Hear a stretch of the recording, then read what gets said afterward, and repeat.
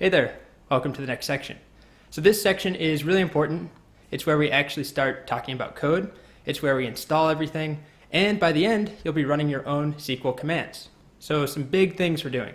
To start off, we're just going to talk about what makes something a database. What makes something a database compared to, I don't know, just a programming language. What's the difference? And then we talk about the difference between SQL, and MySql, a really common question, and something that's basically fundamental to all databases, or all relational databases at least. And then from there, we're going to move into installing stuff. Really important step for this course. You'll install MySql, get it up and running, and by the end of the section, for some of the challenges and exercises, you'll be running your first bit of MySql code. So nothing crazy. We're not working with any complex data yet. We will be, but not yet. We're starting off nice and easy, just some simple commands, but still it's something. So by the end of the section, we'll be doing that. All right, let's get going.